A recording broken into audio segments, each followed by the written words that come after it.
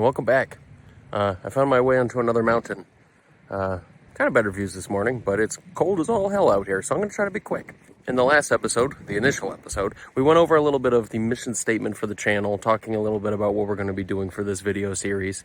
We also went over some of my house ruling, some of how I play the game.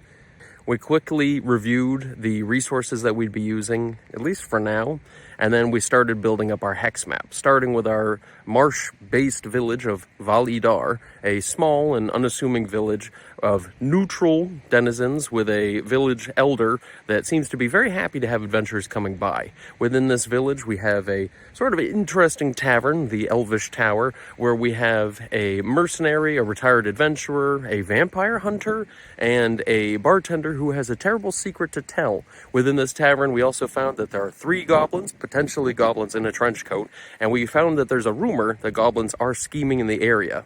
Beyond that, we also started work on the other hexes in the area around, in a flower shape around our starting village of Validar, finding a couple of interesting locations, including a crevice filled with giant leeches, an owlbear cave filled with glowworms, and what could be described as a giant-sized dungeon that we've yet to detail and describe. Beyond that, we made our first starting characters: a priest, a mage, a thief, and a fighter. So let's jump in now, making those characters and seeing what we've got for them. So I'm just hiking along, and all of a sudden I come across what seems to be some kind of dungeon entrance. So if I don't finish the video, you at least know what happened. Hello, welcome back to the basement. So nice for you to join me here. Since we've already done a bit of our recap, I think it's time that we go over what changes I've made to the characters and what I bought for them for their inventory. Since I know everybody hates doing the shopping montage and all that, I figured I'd cut that part out just to save time. So let's look at the sheet. Alright, so the first of our character sheets that we're going to talk about is Barine, the magic user. So, using some advice that I got from one of the people who commented in the session 0, BJ Boyd, they suggested that I alter the stats according to the rules in the OSC handbook. It suggests that you're allowed to detract scores 2 points at a time from either strength, intelligence, or wisdom. You can -2 and add a +1 to anything else on this list. So, taking that advice, I did take away from some of the stats. I took away from strength, add to intelligence. I figured having that bonus and being able to get a bonus language would help us out a little bit more than being able to, I don't know, hit a little bit better. I mean, we didn't even have a bonus, so it was kind of a no question there what to do. So for Barine, our magic user, they're going to be starting play with only 3 hit points because they're kind of crappy con, which, again, could have put the point into that, but we're going to play this one fast and loose and see where we end up. Armor class is pretty abhorrent with a 10 because of the lack of armor, etc. I armed them with a staff. This is a bit of a house ruling. I know they say magic stabs they're proficient in, but I think all stabs make sense. I figure if they can throw darts and use daggers, I think a staff makes enough sense. It's not a high damage weapon. Technically, it's a slow weapon, but you know, I never really like using those rules to begin with. But let's take a look at their gear. First of all, they have, from an amalgamation of resources that I use for buying stuff, they were able to buy a scholar's pack, which includes, you know, the ink and quill, parchment, scroll cases. The spell book was probably the most expensive part of the whole thing. Beyond there, we have a hand mirror, the tinderbox, glass vial, water skin. I started tracking the rations and torches here on the bottom because I figured that makes more sense, and I spent the money to be able to buy them rope. Unfortunately, they will be starting game with 0 gold, no money to their name, since I spent pretty much everything they had to get the gear that they've got and the robes that they're wearing. So, you know, all the more incentive to go out there into the world and go risk your life for gold. Beyond that, as far as spells that they have Hold Portal, 1 single use of the spell, and yeah, I wish them the best of luck with that. I did get some minis, just in case we have to use minis.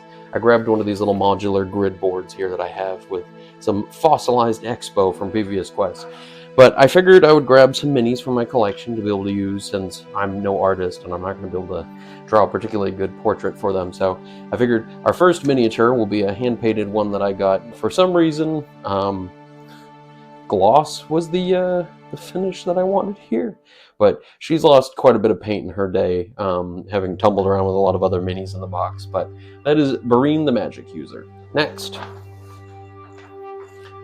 character that we have in our lineup is Zion the Sneak.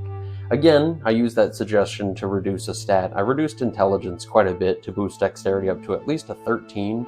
I figured that 13 is going to give us bonuses with missile weapons, which she's armed with a short bow, as well as giving us a bonus to our armor class. It just feels like this is kind of a no-brainer for how that's going to work out. With that in mind, our thief here not only has the backstab ability and thief skills, which I didn't detail that. I figure that's just so much writing, and so much writing I'm going to have to change over time that, better not to worry about that just yet. For her equipment, she got a thief's pack, if you can imagine that, and it came with candles, crowbar, mallet, iron spikes, large sack, small lens, which I thought that was kind of, potentially going to be creatively useful at some point. We got thieves' tools, tinderbox, water skin, we got our whetstone for some reason, 50 feet of rope. In addition, they also have 6 torches and 7 rations. As far as armor goes, I gave them studded leather. Again, using the sort of full list of armor that I have, studded leather will afford them a better armor class, granting our character a 6, including the dexterity bonus of a +1. So that'll hopefully pay off for them. Additionally, they have traveler's clothes. I bought them a longsword and a short bow. Now, in my 3.5 brain, I always think about like light weapons and finesse weapons and stuff. And so the idea of a thief using a longsword for a backstab is always a very strange concept. But in any case, I'm sure I won't be questioning that too much when we land a backstab with a longsword. We have 7 gold pieces left, which I think makes them the wealthiest in the party. As far as a miniature for Zion the Sneak, I got this one, which came from a 5th edition booster. Again, say whatever you will about 5th edition, and it's miniatures that come from WizKids, if I'm not mistaken. Some of them come out better than others. There's always the very well done eyes on these miniatures, but yeah, I mean, you know how that goes. Next character we have is Funnel. Funnel the Cleric. So for our Cleric, I did increase strength. I did that by reducing intelligence, which that seems to be kind of a running theme around here. I figured giving a 13th to strength, being able to get the +1 to hitting, it's probably going to pay off a bit in the end for us to have that little bit of a boost, making them a better melee combatant, especially considering that they have a 6 in armor class. I bought this character ring mail and a shield, so I think that that'll benefit us in the end quite a bit. Obviously, as a cleric, they have the ability to turn undead. She is armed with a mace. She had the least amount of money out of everybody, and I figured I would rather buy her good armor she can survive in rather than get her a whole bunch of gear. So, doing everything I could to budget this out, I was able to buy a holy symbol, a backpack, and a water skin, as well as a week's worth of rations. She doesn't have a torch at this point, but maybe at our next level we'll be able to cast light and it'll do the trick. As I said before, we're wearing ring mail, we're armed with a shield and a mace, and we're wearing our clerical vestments, which I would imagine are probably battle-ready vestments, considering, her god, which, I'll get used to this pronunciation at some point, but Fretis Zur, sure. Fretis being the god of storms and warfare. I think wearing battle-ready vestments and ring mail makes a lot of sense for this cleric. That all aside, we're broke as well. The miniature that I've selected, which I think this might be a man, not only that, but also a cleric of Paylor. Shout out to Steph. Paylor helps with a lot of things. But this cleric here I figured is simple enough, makes enough sense, seems cleric-y enough, but that is our friend Funnel. Alright, last of the characters that I've outfitted here, we have Thea, the fighter. Thea, I also had to do the intelligence thing and drop, which kind of hurt a little bit, but I agreed that having that penalty in Constitution was going to hold us back as the fighter in the long run, more than the ability to speak Goblin. So I figured with our 16 in the strength, we've got that bonus going for us. And now having no penalty in con is going to benefit us with a maximum of 8 hit points. Okay, so that being said, our character is armed with both a polearm and a sword, longsword that is. And I figure, having at least one reach weapon in the group is going to be nice. Being armed with a reach weapon will mean that occasionally they won't be wearing their shield, which will, obviously drop the armor class a bit. But again, sacrifice for damage, for reach, you guys get it. We're armed with a backpack, chalk, a grappling hook, 50 foot of rope, a hooded lantern. They have a large tent that they're carrying for the party, and they have a water skin, 3 things of oil, which I think each one oil is worth 4 torches for length of time, etc. But beyond that, yeah, just about dead broke. I think the party in total have 10 gold pieces across all 4 of them. Now that we have Thea completed, the last miniature I got, another one from 5th edition, one of the booster packs. Pretty simple, female fighter with a longsword. I figured this, does the trick. No shield, but you guys know how minis go. You get what's closest. So, now that we have our miniatures set up, let's go ahead and discuss how this adventure is going to begin. Okay, so we have our characters, we have our minis, we have our dice, we've got everything except for what we're going to be doing here. I know in the last episode we detailed Validar pretty well. I added a few extra details to Validar, especially the NPCs, just so that we had more of a fleshed out beginning start to this game. Our characters are going to be arriving by boat. They're going to be coming from Valdura, probably took a long time to get out here, and now that they're here, again, we can clearly tell that our party have very little money to their name, so they're probably itching to get a job so that they can do something to pay the bills. With 100 silver pieces total across the party, 10 gold piece times 10, right? The party don't have much time to be able to stay here comfortably in an inn. We have a pretty limited window of time before we have to get going out there and actually getting something done. So it would seem our party would probably start off by heading to the Elvish Tower and at least looking around for whatever rumors they can find. Let's talk about that. All right. So, as we can see, I've sort of updated the Google Doc with a little bit more of an organized approach than what I had in my notebook. For Validar, I did include all these details for the locations that we had here, but with our party entering the Elvish Tower, one thing that I think is kind of interesting in here is that we have 3 goblins, at least scheming. I joke that it's in a trench coat, but I'm thinking the goblins are likely hiding in the wine cellar or the buttery or what have you in the storage area, and they're trying to gather information for something. Whatever that could be, I'm not entirely sure just yet. And in fact, I think maybe what we should do for the goblins of this village, or at least the goblins invading this village, is we should discuss what it is that they have for a motivation, because that might offer us a little idea of what's going to happen in the future with them. Alright, so in order to come up with a motivation for these goblins, I think the best way to do this would be to use our Mythic GM emulator again. I think that with what we find, we might find some sense of why these goblins are scheming, what they might be up to, and since all of our rumors have sort of pointed in this direction, I think this is our best lead to chase, so to speak. So let's go ahead and roll percentiles. I'm going to roll 2 sets so that we can get our action and our subject, and we'll figure out what these goblins are here for. Okay, so having rolled the dice, we got a 65 and a 41. So let's check our table and see what we've got. So a 41 for an action would be to expose, and a 65 for the subject would be intrigues.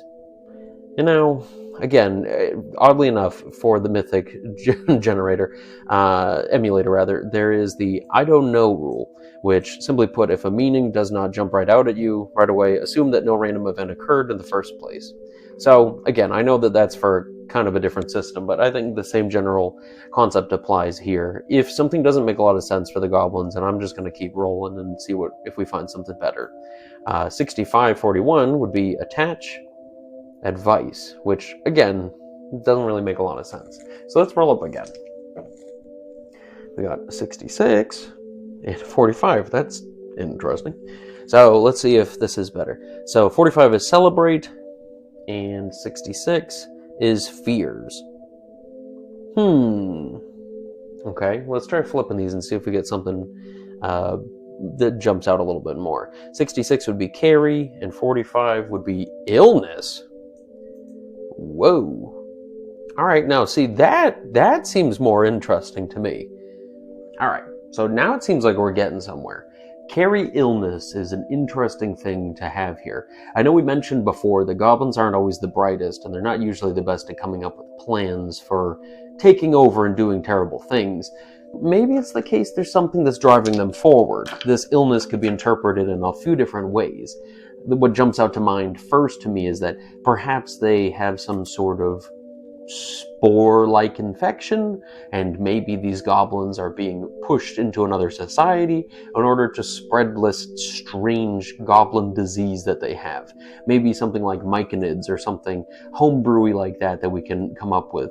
Additionally, it might be the case that these are martyrs, goblin martyrs who carry an illness, and maybe a witch doctor goblin or something like that is sort of pushing them to infect others with this unholy disease in order to spread the will of their god, whatever that might be. So we'll flip a coin. I think that might be the most unbiased way to choose between the two of these. So we have our goblins, and they will carry illness. Let's say if we get tails, then we'll say that it's the myconids.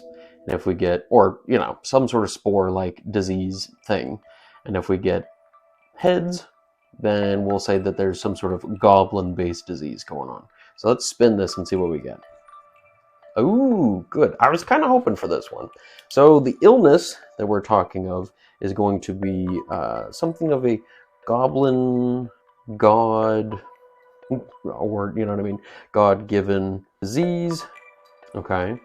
And this God-given disease maybe comes from a goblin cleric wishing to sow chaos in the name of their god. So let's talk about what this illness brings to the table. Now, the fact that these goblins are likely carrying it implies to me that it can't be so debilitating that they themselves can't bring it here, unless they bring it here with some sort of strange host. So maybe it's the case that they happen to have some sort of sickness-based thing, like a paste or something like that they're gonna. It's weird that I went straight to paste. I'll be honest with you there. Don't worry about that. So we'll do again. Heads, we'll say that they are diseased, and tails, they'll have the disease or the illness or whatever contained in some sort of thing. And tails. Okay, so they have the disease contained in some sort of thing. Okay, so our goblins carry the illness in a, I don't know. I'm thinking maybe it'll be just like a clay pot, and this clay pot will have some sort of filthy paste-like stuff that's cursed, or maybe some worms or something. That's very gross, but we'll keep going. So we'll say that their hope is to infect the people of the town. Here's my question. Are we doing this, or at least are the goblins doing it? I'm not working with the goblins. Are the goblins doing this for, resources? Are they doing it for religious reasons? Are they doing it for, I don't know, you know what I mean? Like, what was the goal here of getting everybody sick? I figure it's maybe 1, 2, or maybe a third one would just be, I don't know, spreading their disease, which maybe it's not exactly a religious thing, and it's more just a matter of spreading it to anybody they can. I think maybe what we'll do is roll a d3, and we'll see what we get here. So 1 or a 2 for 1. Okay, 4. So it is religious. Okay. So, since this is religious, let's go ahead and roll up a name for this god real quick. Looking at our Wilderness Hexplorer guide here, we're going to go ahead and roll up a name for this goblin god. Okay, so to begin with, we're going to roll a d6 for how many syllables. I got a 4 to begin with. So 4 gives us 3 syllables. Alright, so now we'll roll our percentiles. And with our 3 percentiles, we'll have our name in no time at all. Alright, so we have 78, 94, and 79. Okay, so 78 gives us Sha, 94 gives us Tis, and 79 gives us Sil. So Shatisel? Here, let's roll up another one. Okay, so with a 1, the goblin god will only have 1 syllable to their name. Okay, so let's roll 3 sets, and we'll see if we get one of them that's the most namey out of all of them. As much as I love for Tixer, now that I've kind of committed it to Marie, I feel like we might be better off having a name that's a little bit easier on the tongue, you know? So with the numbers we got a 3, a 9, and a 10. You know, if I was rolling percentiles for a thief, I'd be very happy with these rolls. So a 3 is Al, the all-powerful goblin god Al. We also have B, and we have Bet. Again, maybe not the best group of goblin names, but maybe what we can do is we can combine 2 of them. I'm not afraid to say that the goblin god's name is Bebet. So it would seem the goblin god is probably chaotic evil. Just guessing from the nature of spreading disease to everybody, being chaotic like that. So it would definitely seem like one of the domains would be illness. And I'm not really sure what another one of those domains could be. Off the top of my head, obviously goblin can be a domain if you're thinking in your 3.5 brain. Can you tell I've been itching to play 3.5? Anywho, so I think illness is at least the first one, but the second one would probably be something like chaos. And I think that the god would probably just love the idea of just tumultuous behavior based on disease and all that kooky crazy stuff. I think that maybe what we can do is we will roll a d6 now. This is something I got from the sandbox generator, which one of the things they like to do in this book is they'll tell you that something will happen either beforehand, in the middle of it, or it's not yet to happen. Or sorry, it's already happened. So let's go ahead and roll a d6. On a 1 or a 2, the sickness has already been given to the tavern. On a 3 or a 4, it is currently being, like it's going down right now. And on a 5 and 6, it has yet to begin. A 4. So it is happening right here, right now. Okay, we might actually be in combat this very moment. That's, you know, kind of exciting, to be honest. So let's go ahead and figure this scenario out. I'm going to go ahead and I'm going to get this table ready for us just a little bit. So let's get a rough idea of what our tavern looks like. So I'm going to go ahead and just draw out a little bit of a box for ourselves that we can operate in as the tavern. Our party of 4 arrive here at the tavern. We'll say that there's quick little double doors. Again, there's tables, there's the bar set up in the back. There's a room for the back kitchen, which, you know, obviously goes back here. We've got our stairwell that goes up, and it'll go up to the upstairs, and upstairs is where we have everything else. So let's just, you know, populate the room with a little bit of jazz with all this stuff. Okay, so our party walk in, and they probably immediately go to the bar. And as they go to the bar, they're probably going to be trying to figure out what they can find out for work, things that need to be done like that. Since this is going to be going down as the party enter, I think it makes sense that we'll try to do something of like an awareness check. I think that because the goblins are hidden away, and we've sort of canonically said that they were already hidden away in like a storage area of some sort, maybe they're in the basement and they've already infected something. Maybe our goblins, well, you know what? Let's roll for this one too. Maybe what we can say is that on a 1 or a 2, the goblins have already infected something in the basement, and it's going to be up there, it's going to be cooking right now, and they're going to start handing it out. The goblins are probably going to try to exit in a fleet of chaos. They're going to try to run out the door, all kinds of crazy wacky doodle. On a 3 to 4, what we'll say is that the goblins will personally dole out this poison, and on a 5 or 6, we'll say that they try to go into the room and drop it into the kitchen before leaving. So let's go ahead and see what happens. All right, so on a 1 or a 2, they've already put it in something. We'll say that maybe they've already put it in something like, you know, the meat. They've covered it, lathered it in this gross potass that they have, this weird pot full of goo. And now that they've already done that, they're going to be running up the stairs and running out of here since they see that the chef has already brought it up. He's already begun cooking. So the goblins now are in power hour. They're ready to hightail it out of here. So let's go ahead and we'll roll for surprise first and foremost. So typically when we're rolling for surprise in a game like this, a 1 or a 2 leaves a side of this equation to be surprised. So what we can say is the party are probably definitely not expecting a goblin in a place like this, and considering the level of hubbub that would probably be in here at this time of day when the party are arriving, I think that we can argue that the party will be surprised on a 1 to 3. The goblins, I don't know that they're actually capable of being surprised. Since they already found their way in and they're running to find their way out, why don't we just roll to see if the party are surprised? Okay, on a 6, they are not surprised. So, considering every square is probably 10 feet, and this is all just, a matter of a rough denoting of everything going on in this room, we can sort of jump into the situation fresh. And since we already know there's only 3 goblins in here, we might as well just get rolling for combat. Because I'm sure the party, upon seeing a goblin, or at least a trio of goblins, is probably going to jump straight into alarm and figure out what's going on. Now that combat's going to be beginning, I'm going to go ahead and just get out 3 little dice for our goblins here. I figure we'll have them running out in a chaotic fashion, of course, since they love their god of chaos, Bebit. They're going to be just running for the door and trying to scramble on out of here. We'll say that it's evening, so it makes more sense for them to run out with the idea of their vision and all that stuff. They're probably just going to run straight for the door.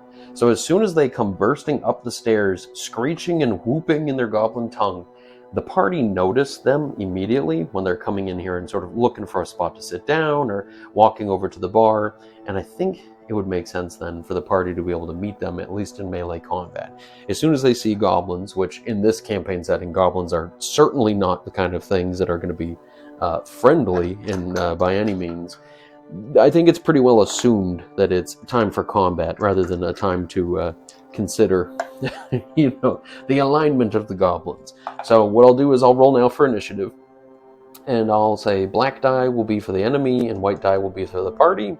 What we'll say is the goblin's whole goal is just to run out the door. Let's double check the goblin's speed real quick just to see if they could even make it.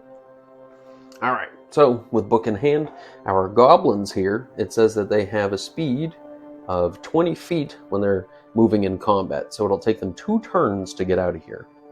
Additionally, they only have 3 hit points, which is kind of nice, and I'm thinking that maybe what we'll do is we'll roll for the morale when they see that they're running through here. We'll roll for morale now to see if, let's see how this goes. To begin, the initiative. I'm imagining that upon seeing them, our friends Fennel and Thea are going to both run immediately into combat and try to stop them. I think that Zion is going to try to block the door. Oh my god. See, this is what I'm talking about. Marine is going to cast Hold freaking Portal. This is what I'm talking about. Spells like this are only helpful in certain situations, and right now is a helpful situation. Zion will stand in front of the door, at least if the spell doesn't go off, and help block in any way that she can. Bareen will hold Portal on the door. Taya and Fennel are both going to run towards the goblins and try to kick their butts. The goblins are going to try to spread out and run across the room to get out the door any way they can. So let's roll for initiative. Alright, so the party got a 6, goblins got a 3. As far as party movement speed goes, and general rules for engagement, usually, as far as I've ever played old school games, as long as somebody's within 10 feet of an enemy, we'll consider them in melee combat.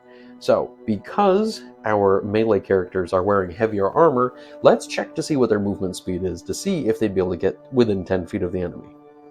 Alright, so to begin with, Taya, wearing her ring mail, gets 20 feet, which would mean that Fennel also only gets 20 feet for an encounter. So, moving up the full 20 feet would mean 10 feet in one square into 10 feet into the next. And same thing with our buddy Taya. Now, moving on to the rest of the turn, our friend Zion will probably not shoot in an establishment filled with people, and instead probably shout out that there's goblins in here, right? And try to stand in front of the door. Bareen, now unencumbered by losing initiative or anything like that, is going to go ahead and cast Hold Portal upon the door. Incredible. Hold Portal is going to last, if memory serves, 3d6 times 10 rounds. So we got a total of 11, so 110 minutes, which gives us just under 2 hours that the door will be locked until it is dismissed by Bareen. Perfect. Okay, so now that this is the case, it'll go to the second team in initiative here, which will be the goblins. The goblins themselves are going to try to sprint to the door, probably not understanding a spell being cast on the door, and they're way too obsessed with the chaos of the whole thing and thinking that their plan has gone off without a hitch. So, they're going to run straight for it. Now, here's my question. In the name of all things chaotic, I think we should roll for morale to see if the goblins think they have a hand here to be able to attack anybody in the tavern, if not the party, on their way out the door. If we think they're just going to slink around, their chaos is that way, we'll see if they pass on morale. If they fail on morale, then they're not going to attack, they're just going to run for it. Goblin morale, according to the book, the goblins' morale is a 7 while they're without their king. So if we get above a 7, they're not going to attack, and instead they're just going to run for it. If they're going to get a below a 7, then they're going to try to attack on their way out the door. So, since we got below a 7, they passed on the morale, they will attack on the way out. Now, these scheming little goblins are probably going to rush right up, and they're going to attack, running for the 2 of them we've got here on the way to the door. We'll say that all 3 of them are rather in the front. Since each square is 10 feet, they can fit in that way. As far as we're going to break up the attacks, we'll say evens, the extra attack will go to Taya. Cool, so 2 attacks on Taya, 1 attack on Funnel. Alright, so let's see. Goblins. Oh yeah, time to break out Thaco. I know everybody's favorite. So, our goblins have a Thaco of 19. The 2 characters that we have getting attacked are going to be... Taya is armed with her sword, so she's going to have an armor class of a 6. Funnel, also armed with a shield, is going to have an armor class of a 6. Nice, that makes life easier. So, because they have to hit a 6, they're going to roll a 13 or higher to hit the party members. So, 13s hit. I'm going to roll for the 2 attacks on Taya first. Ooh, one of them is a hit. Okay, and then we'll roll 1 attack on Funnel, and that's a miss with a 4. Okay, so the 1 attack that did hit, or damage from a goblin, is going to be 1d6 or by weapon. So, seemingly being fair to the party, I imagine the weapons that these guys would have would probably be pretty simple weapons like knives or whatever. So I'll just roll a d4 for like a dagger. Oh, that didn't help us too much in the long run. So Taya takes the first hit of the campaign. She's not dead. With that in mind, let's keep going with this combat. I think on this next round, our party are going to again continue to attack. I think our thief here is going to try to run up and try to backstab one of the goblins, while the other 2 members of the party are just going to keep swinging on them, all whatever means it takes. I think that for the sake of self-preservation, Barine is probably going to run to the other side of the bar. People in this place are probably spread and giving everybody the room because they don't want to get stabbed by a goblin, so let's go ahead and roll initiative. They're going to keep fighting. Yep. Ooh. Tie. Okay, so first and foremost, Barine will be able to move, and our thief Zion is going to be able to move too. So she's going to move the 10, and then 20, and because she's wearing the lighter armor, she'll be able to get into 30, and I'll give her the backstab. Well, I won't backstab her, you know what I'm saying. So, because we're getting a backstab, we have a +4 to the attack roll, and goblins have an AC of 6 using descending armor class. So, hopefully Zion will be able to help us out real quick. Zion has a -1 on the attack bonus, which is not really helping anybody. With a Thaco of 19, that means she's going to have to roll a 14 or higher to be able to hit. So let's see what we've got. 14 plus 4, so a 10 or higher. And I got a 3, a whole whopping 3. So Zion rushes up, but I think she probably stumbles over a table edge and she's not able to complete the hit. No big deal. Whatever. We'll move into the melee round now. So all things are going to be simultaneous. So let's see what we can pull off. Let's do the party first. I figure maybe we'll get some good news here. We'll do Taya attacking number 6. Taya also got a 2. That is not great. Alright, Funnel, come on, you got to pull this one off. Alright, a 9 means, again, no hit. That is not good. Now the goblins are going to keep swinging. I think now that there's a 3rd person here, I think they're going to split all 3 attacks, 1 for each of them. So we'll do 1 attack in on Taya. A critical hit. I wasn't really prepared for this, but all is fair in Dungeons and Dragons. Alright, a 3, that's a 6. So unfortunately, Taya, the fighter, is killed immediately, and she is dead. Wow. starting combat going pretty good. Okay, now we'll do the next 2 attacks, one of them on Zion, and that is a 3, thank the Lord, that is a miss, and another one in on our friend Fennel. Another crit? You've got to be kidding me. Alright, another d4. 1, so that only multiplies out to 2, so the goblins are able to wound Fennel, who started off with 7 hit points. She's now down to 5 total hit points, which I'm sure this will end very well for the party. So, now that we've got this out of the way, the party are going to continue their assault. Unfortunately, it doesn't seem like this is going very well for them, but I figure this is the best chance they've got. The party are going to continue to attack in melee, and the goblins will do the same. Alright, so the party lose the initiative. Oh my god, are we going to have a TPK here in the very first combat? This is the first instance of play, episode 1. I think we can pull this off. 2 attacks in on the cleric, Fennel. We got a 1 and a 16, so the 16 does hit. So we'll go ahead and roll that. So nice, another 1. So luckily 5 health becomes 4 health left for our cleric. 1 attack going in on Zion. Let's hope. Oh my god. A 3rd crit from these goblins. I'm sure somebody's going to mention in the comments that the monsters don't get crits, blah, blah, blah, blah, blah. I wish I could have that rule right now, because Zion started a game with 6 maximum hit points and is now dropped to 2 hit points after that. Now, we're here at the prime time. Let's see if we can pull this off. We get to return our melee attacks. Okay, Zion is going to again try to land a backstab, trying to maneuver herself so that she can. We'll say that she moved in her turn to be able to do so. Now, let's go ahead. We got a +4 on the attack now. Again, a 10 to hit. Not asking a lot. Okay, 16. I can work with this. Because she's using a longsword, reckless move, but she's got a d8 -1 times 2.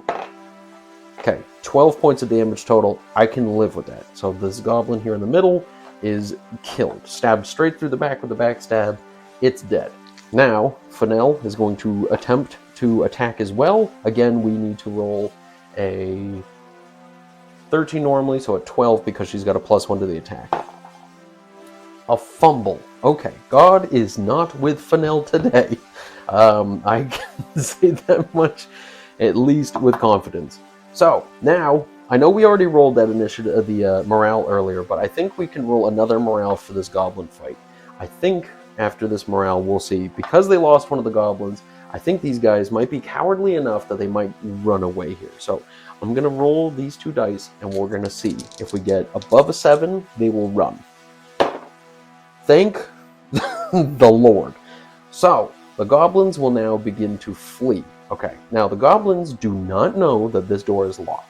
They will flee, and because they're not going to attack and flee, they're going to give at least a +2 bonus to attacks against them. They're going to make it up to the door, realize they can't escape, and chaos will ensue. So let's do this. On the initiative, tied initiative again. Okay, so since there's going to be movement in this round, the goblins are going to attempt to run away. Oh, well, that makes things kind of complicated now, doesn't it? Because the goblins are going to run away, I guess they're going to be able to get away a little bit from there. And so Zion's going to be left in the dust. But luckily, the cleric Fennel will not be left in the dust. So we'll go ahead and roll for the attack. We get the +2, so that means it's going to be a 10 or higher as a hit. Alright, as much as I want to say it wasn't on the board, that's clearly a 9, so we'll keep that. So Fennel misses, the goblins are at the door, grabbing at the door, attempting anything they can to get out. Okay, so I think in this next turn, the goblins are going to try to hurtle themselves out of a window. We'll say that there's a window right here, and maybe like right here, so I think they'll probably go to the closer one right here and try to jump out of it. Seeing that they're scrambling at the door, I think the party would know that they're trying to escape. So we'll have Zion attempt to run up and attack, we'll have Marine stay put, and Fennel will stay put and try to land some melee attacks. So let's get to it. Initiative. Okay, party win the initiative. Zion will run up and get another backstab as they scramble out the door. +2 because they're fleeing, +4 because backstab. So she's Thaco 19, their armor class 6, normally it's 13, -1, so become 14 because of her strength, +6, so an 8 or higher, and she's able to hit. Let's do this. A 3. You know, I really feel like this game does not want these characters to make it, but that's, you know, nuts to them. Fennel is going to attempt to attack now too. Again, we have to get a 10 or higher for that. Okay, that was cocked down. A 7, you know? Again, nothing. Jeez. So the goblins are going to attempt to run to the window, and I'm going to go ahead and roll for a strength check for them to try to bust through the window. I'm going to say that they have 2 in 6 chance of busting through the window since they're armed with weapons. So on a d6, 3. So, unfortunately, they're not able to penetrate the window. Maybe they're not tall enough, etc. Or maybe they're able to shatter it, but not able to scramble through. So now we'll go into the next round of combat. On initiative, they're going to charge up and attack. These two are going to scramble out the window. Okay, the party got a 6. Goblins got a 1. Fennel scoots and attacks. Again, another backstab attempt. So on an 8, Zion is able to attack. 17. Okay, we're getting there. A 4 -1 times 2 gives us a 6, and number 6 is dead. All right, Fennel, you really haven't done anything this entire combat. With all prayers to Fertixer, let's get this going on. All right, 15 is able to hit. Thank the gods. A d6 +1 for damage. Let's roll this. Oh my goodness me. 2 damage. Okay, the goblin is thoroughly wounded, and on their attempt, they're going to try to climb out the window. Because the window's already busted, and they're able to climb out that way, I'm going to say that the goblin is able to climb out. But here's a little caveat. Broken glass everywhere. I'm going to say the goblin has a chance of getting cut on the window and potentially dying. So let's go ahead and say, I don't know, maybe it'll be to be killed by the cuts on the glass. I mean, it only needs to deal 1 point of damage, so let's say, I don't know, 50-50 shot. Evens, it dies. Odds, it does not. Odds, it does not. So our squiggly little goblin is able to rush out the window and run the full 20 feet away. Okay, so seeing that this has happened, Barine is able to release the spell on the door on her turn, letting Fennel run out the door and try to catch up. Okay, but Zion will be able to shoot through the window, and maybe that'll be a way that we can kill this thing pretty quick. So let's roll for initiative again. Okay, monster got a 1, party got a 2. Here we go. So movement first, run up to the door, run up to the window, dismiss the spell, so they'll be able to run outside. Okay, let's try the shot first from the bow, just in case we can end this real quick. +1 because reach, +2 because the goblin is fleeing, and +1 because close range. So a total of a +4 on that, +1 because ranged attacks with a bonus, so a total of a +5. Okay, you keeping up? We need an 8 or higher to hit. I got a 6, so unfortunately, no dice. Fennel, however, is in base contact, so again, with the bonuses that we have for Fennel, we got a 12, which is good enough. So with only 1 single hit point, I don't even have to roll the dice. I'll roll it in honor of our cleric Taya. Fighter Taya. We got a 6 +1, 7. The goblin is crushed. Okay, what a sight to behold. Oh boy, I wasn't really expecting to have a character die in that first part there. R.I.P. to Taya. Not great. But, that aside, our party survived their first combat. Most of them survived the first combat, and the goblins are all dead. Now, I'm imagining that with goblins having been in the basement, there's a pretty good chance that everybody inside the kitchen is going to have a weird feeling knowing that they were down there. I'm gonna roll real quick just to see if there's a good chance of the people in the kitchen noticing that that pot had been applied to the meat that they had, and we'll see if anybody notices that the goblins were up to something down there. So let's roll real quick and see. Okay, so considering the chances of them noticing, knowing the goblins are up to something weird, and there was already a rumor of goblins scheming, I think people will be weirded out enough that they'll probably be considerate of the fact that they might have done something in that basement where the food is stored. So on a d6, I think what we'll say is a 1 through 4 will be a chance that they'll notice. A 5 or 6 implies that they won't think to check the meat or whatever it is that they're cooking. So let's roll and hope for the best. A 1. Cool. So, the bartender, Lila Rosewater, our friend with the strange and dark secret, will notice that there's goblins in the basement. The whole tavern's going to erupt in a bunch of hubbub as they're all so confused, concerned. They saw somebody die at the hands of the goblins. Goblins attempted to get away, but the party were able to stop them. In the hubbub of it all, the kitchen staff stop. Lila notices something happened, so she's going to check the meat, and she realizes as she goes to cook this pheasant or whatever it is that, or maybe it's a big giant thing of fish, yeah, right. So it's a giant thing of fish, big slab of it that they had maybe dry aged down there, and they're going to, whatever. She notices that it's covered in a very thin layer of some sort of glazed brown looking stuff. She assumed that maybe it's just from the dry aging, but as she smells at it, she smells that it smells of rot. And as she looks closer, she notices little worms writhing all over it. And as she realizes this, she screams out in alarm. She tells everybody in the tavern to spit out whatever they're drinking, whatever they're eating, and they throw it all to the floor. People look around and they see that luckily none of the other food they have is cursed with this grubby, yucky whateverness, and instead it's just that piece of fish.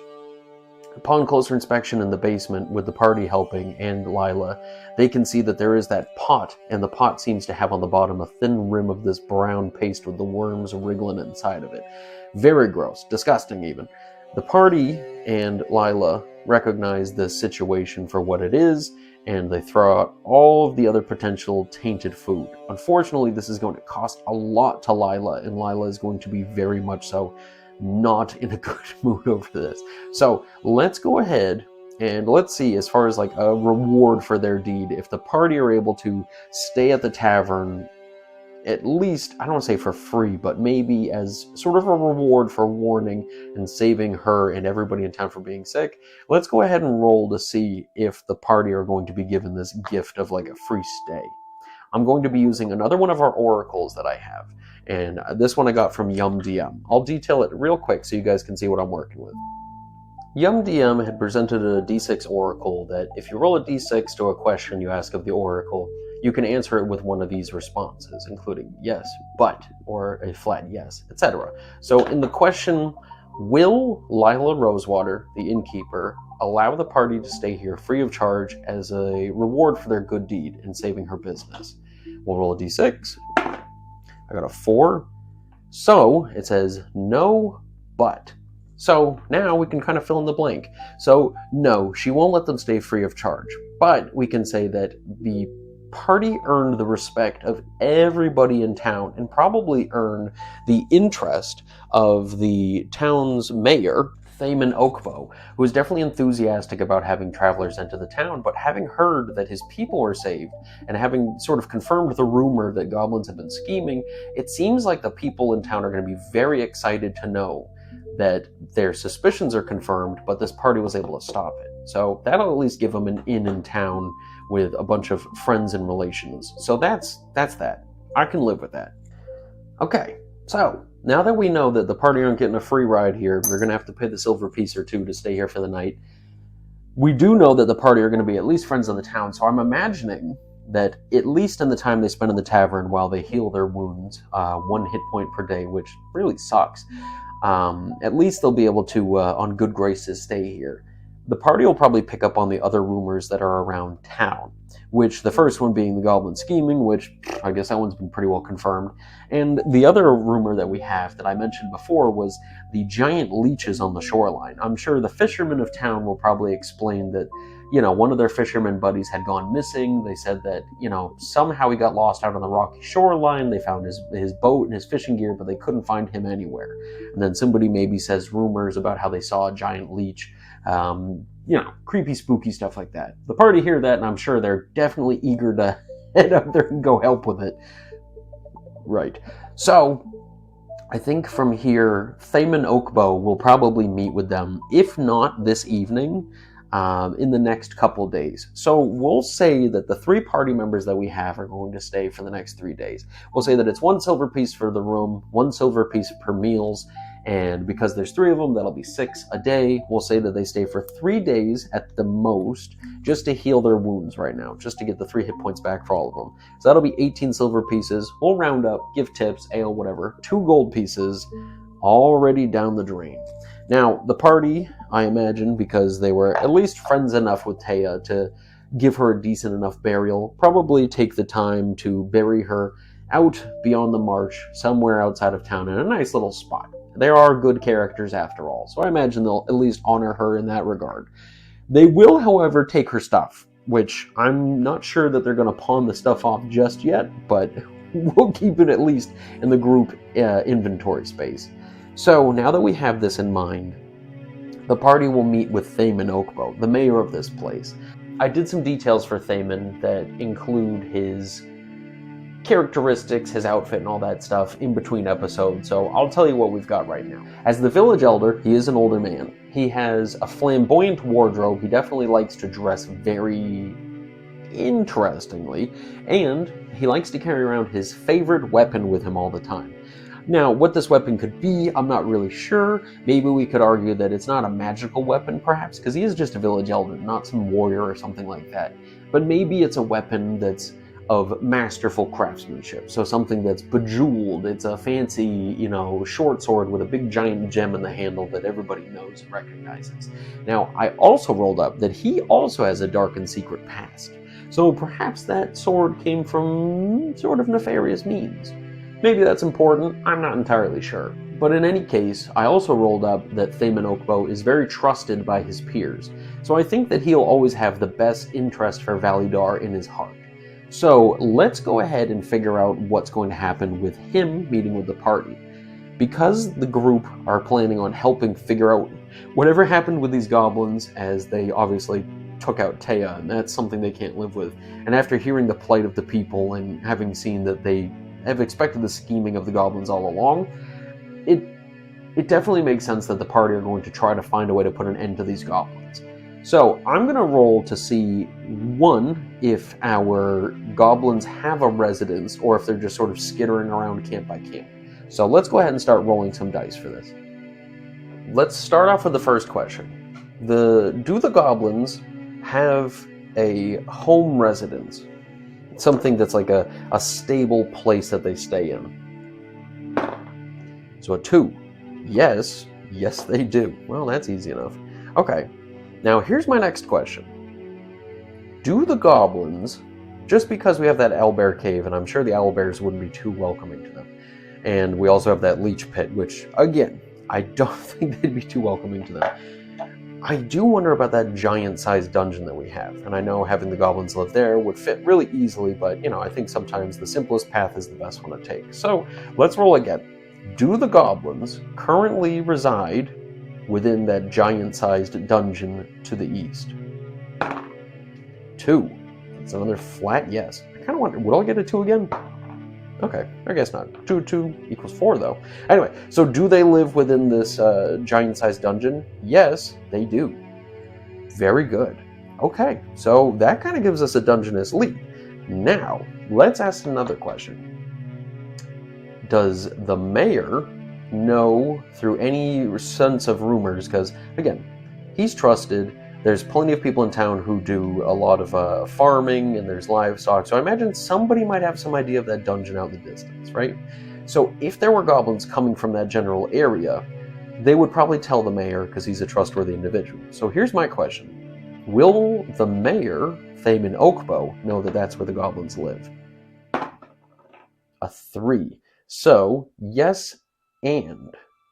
Okay. Yes and. So maybe this yes and gives us some detail about that dungeon. So let's consider this. So yes, he does know that the goblins are coming from that dungeon, or at least he has the idea that that's where they're coming from. And maybe he knows something about that dungeon. So we'll say that for the and here, he knows about the dungeon. My fear is that this giant-sized dungeon was once owned by giants and currently is. So let's roll again. Are there any giant-sized monsters that live within the dungeon? 3. Okay, let's see if I get another 3. Okay, good. I'm getting a lot of doubles, but anyway. So 3, yes, and. So yes, a giant is living in there. And, and yes, and. Maybe, I mean, giants aren't really known for being particularly smart, especially the lower on the giant ladder, things like ogres and trolls and stuff. Not usually known for being smart. So maybe what we can say is, yes, there are some sort of giants living within inside that place. And they're currently working with or for the goblins. Okay. So this sort of implies that there's some sort of magic afoot on that. And since we've already suggested that there's a cleric of the goblin god Bebet at hand here who's sort of running the show, it might stand to reason that one of the giants either also worships Bebet, or the giant has sort of been persuaded by, or, brain warped by our goblin cleric, shaman, whatever, and now they work for them. So let's do this. Does the giant work with them by will? Oops, sorry, I'll roll on camera. 1. Yes, but. So they work with them by will. Okay, yes, but. So yes, but the giant will only work with them so long as it suits him. So the first time that this giant thinks that it can get the upper hand and kill the cleric, take all the wealth that they gain all the stuff, this giant probably knows that they're coming for Validar, and he's probably assuming once they finish off Validar, because I'm thinking he's over here in the dungeon. So our giant is probably thinking, here, I'm going to draw a nice little giant. So once our giant realizes that the goblins are no longer a threat, and we've got Validar over here in the distance, sort of a place where he can get food and money and stuff, once he realizes that this place has been dealt with enough by the goblins, he's probably thinking he can kill the goblins off, take everything that they've gained, and he can go over here and probably take over there. So I think what we can do is we can at least suggest, yes, but. So he's following for now as it suits him, and then he'll take over when he gets the chance to. Ooh, here's another good question. We have the choice of having this be a few different types of things, but I'm thinking this will either be a hill giant, an ogre, or a troll. Now, let's go ahead and we'll roll a d6. If it's a 1 or a 2, it'll be a hill giant. A 3 or 4, it's an ogre. And a 5 or 6, it'll be a troll. 3. So we have our ogre. Okay, that makes life a little bit easier. So let's write that detail down. So it is an ogre.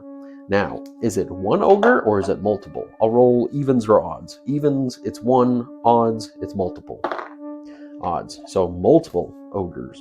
Okay, cool. Very well. So it seems like there's ogres and goblins living within this dungeon. So now that we know that there is that dungeon, and our wonderful village elder knows that some details about this place, I'm sure he's probably going to know that there were ogres in the past, and all of a sudden now they're dealing with goblins. So he probably has no idea that the goblins are working with the ogres, but he probably knows that they're, coming from the same general area. So maybe there's a chance that they're working together. So passing this information along to the party is, 1, horrifying. 2, gives us something to work for. So I'm thinking that in the next episode, our party will push forward and go deal with these goblins and these ogres traveling forward. All right, that was a lot of information we just got there. But it seems like we've got that first quest we've been looking for. So Thaman Oakbow explains to us that the goblins make sense. They definitely were coming from the east. Unfortunately, our rumors have been confirmed. He knows that in the east there is a dungeon out there, a strange dungeon that's giant-sized. He heard rumors in the past that ogres had lived there originally, but luckily they haven't seen them and nobody's really complained about them a bit. He fears that maybe they're either working together or something happened where, I don't know, thinking goblins are outside the town seems like it's always a bad thing, but in any case, So Thaman is afraid that maybe they're working together, but he thinks there is that one dungeon out there in the wilderness, and I'm sure Thaman knows well enough to tell them where that place is, so they can mark it on some sort of a map and go out there and go deal with it. With all that in mind, it seems like we've got basically our first quest lined up. The party in the next episode, once we're sort of healed up enough, will probably continue to seek out some sort of help, whether somebody within town or maybe somebody else has traveled in, another mercenary, and we'll be able to add them to the party. Since our unfortunate little friend Taya has passed on, I figure now's a good time to sort of add on somebody else. So for now, it seems like that's what we've got. So thank you for joining me for episode 1. I appreciate you coming along, and I'll see you in the next one. Thank you.